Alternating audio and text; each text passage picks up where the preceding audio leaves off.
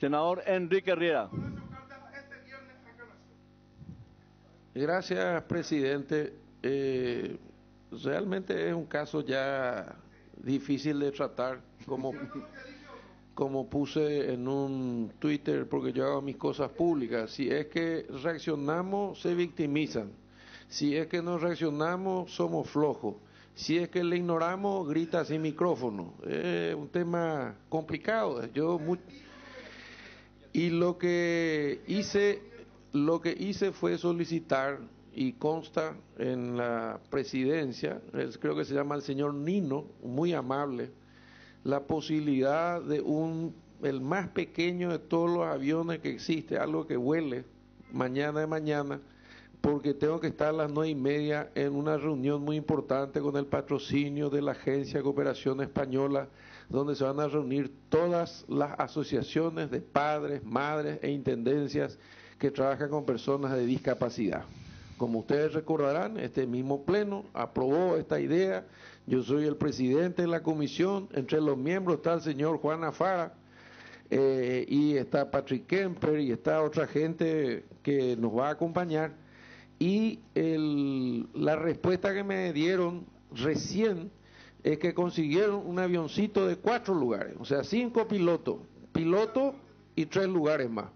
Entonces, como normalmente uno viaja con alguien que le ayude, le planteo a mi amigo Juan Afara, no sé si a él se refería: Juan, mañana me voy a tu valle, conseguimos un avioncito, no sabemos hasta dónde vamos a carretear porque es chico, entre 4 vamos a tener que entrar ahí. Hay un diputado que se llama Carlos, creo que es de Patria Querida, de la Cámara de Diputados, que también está en la Comisión de Discapacidad. Entonces se va a dejar asistente, guardia, todo. Vamos a llevar solamente piloto.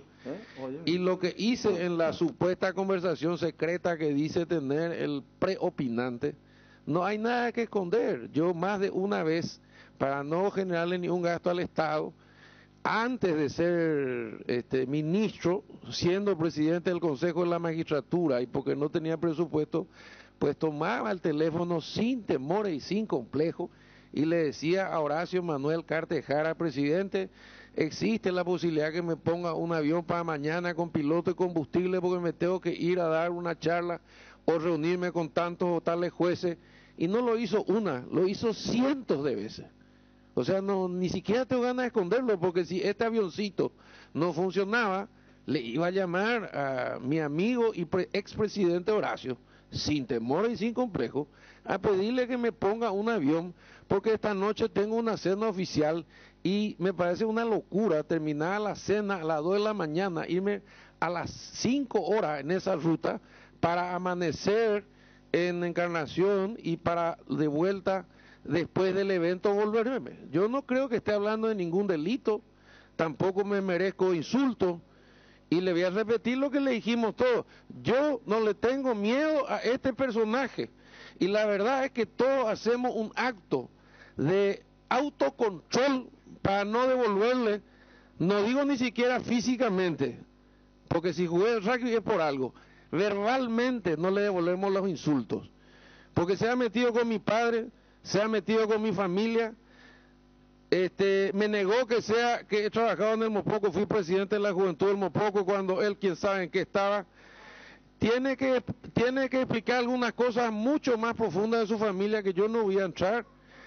Y lo que yo pretendo con esto, mi querido presidente, es que él elija sus batallas o elija a sus adversarios, porque a mí, si me busca, me va a encontrar, física, verbal, emocional o judicialmente. Yo no voy a retroceder ni un metro, no retrocedí ni ante Stroessner, y voy a retroceder ante este impresentable.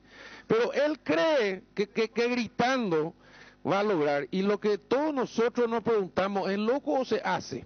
Pues ahora voy a tocar el tema, ya que se me permite esto. Y yo creo que es a veces y a veces se hace.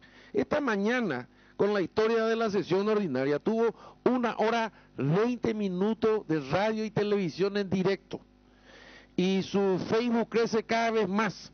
Veremos si le votan para que vuelva o si con su sueño de ser presidente de la República, porque él es el que se enfrenta a la estructura, porque todos somos corruptos, porque todos los demás estamos vendidos, porque todas las mujeres son putas, y porque todos los mozos están vendidos, y porque todos le hacen la felacio a todos, y entonces él cree que nosotros vamos a quedarnos callados. Y va a llegar un momento, Dios no quiera, en que esto va a terminar una tragedia, porque la misma calentura que tiene mucha gente afuera y que se siente representada por este irresponsable, es la calentura que tenemos nosotros adentro, de ser insultados gratis todos los días por ninguna razón.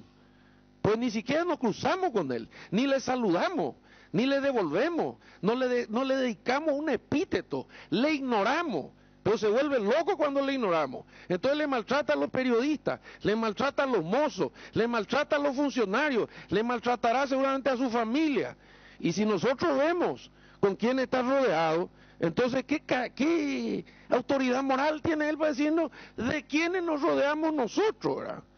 Porque convengamos que no hay premio Nobel a su lado, ¿verdad? Y sus métodos, que son los que son cuestionables, porque sus objetivos son loables. Entonces considera de que todos somos bandidos, que todos estamos en la misma bolsa, cosa que es absolutamente falsa. Entonces aquí, en la calle, en su casa, en mi casa, en la cancha, con luz apagada, luz prendida, un día nos vamos a cruzar y no le va a reconocer ni su mamá la foto si le lleva a agarrar. Y esta no es una amenaza real, son hechos concretos. Cuando uno llega a un límite, que cuida la conducta, 30 años, 8 cargos, ni una sola denuncia, nunca en mi vida toqué una moneda. Mi padre estuvo preso 37 veces, 2 veces exiliado, y yo defendía la libertad y la democracia cuando otros estaban callados. ¿Qué se hizo en la vida paraguayo-Cuba en los últimos 30 años? Que me explique, ¿cuántas elecciones participó? ¿Cuántas ganó? ¿En cuántas estuvo metido a quien denuncia? ¿Cuántos arreglos hizo? ¿Cuántas coimas tuvo? ¿Pero cuántos problemas? ¿Qué pasó con su primera esposa? ¿Qué pasó con el marido de su primera esposa? ¿Qué pasó con su familia que se fue a Estados Unidos? Porque el que dice lo que no debe, escucha con lo que no quiere. ¿Y qué pasa con su familia ahora? ¿Y qué pasó con un incidente raro de una supuesta violación en los años 80 a una familia muy conocida? Pues entonces que no nos estiren la lengua, porque vamos a terminar mal.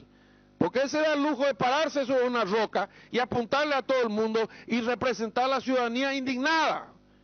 Y yo me propuse no callarme nunca más. Lo hice acá, delante de compañeros de lucha, lo hice acá, con gente que compartía mucho, y resulta ser que ahora nadie le puede decir nada. Hoy se pelea con Desiré, con quien compartíamos con Guardapolvo Blanco el enfrentamiento a la dictadura en la lucha del hospital de clínica, y esto lo sabe Carlito Filisola, y lo sabe Querey, y todo el mundo conoce mi conducta. Entonces, fantástico, que elija sus batallas y que elija a sus rivales, pero si se cruza con alguien a quien no tiene nada que reclamarle, salvo su vinculación con Horacio Cartes, y lo digo y lo repito, trabajé 5 años con el presidente de la República en beneficio del Paraguay, y nunca me pidió nada torcido. No metió un juez, no metió un fiscal, no metió un defensor, no nombró los ministros de la Corte. Y cuando estuve como ministro de Educación, paró coimas de parlamentarios que querían meterse en compra y venta de lápices, de borradores, de útiles, en licitaciones de escuelas. Tengo el cheque y no pude hacer la denuncia porque era mi palabra contra la suya. Y le mostré el cheque al presidente. ¿Qué me dijo el presidente? Que se meta el cheque donde uno le da el sol. Entonces yo tengo razones personales para que en este tercer cargo de vinculación política con el expresidente de la República no me sienta acomplejado. Si me hubiese dicho que hay algo torcido y lo hubiese hecho, entonces sí me como los insultos de este señor. Pero cuando uno tiene carácter, y cuando uno defiende lo que cree, y cuando utiliza los cargos públicos en beneficio de los demás, porque con este criterio, presidente, yo fui viceministro en la época de Guasmosi, muy criticado también, hice lo que pude del cargo que me tocó, fui intendente, fui presidente del Consejo de la Magistratura, fui ministro, fui diputado en el 98, ¿dónde estaba en el 98 en el enfrentamiento entre oviedistas y argañistas? Me pregunto, ¿verdad?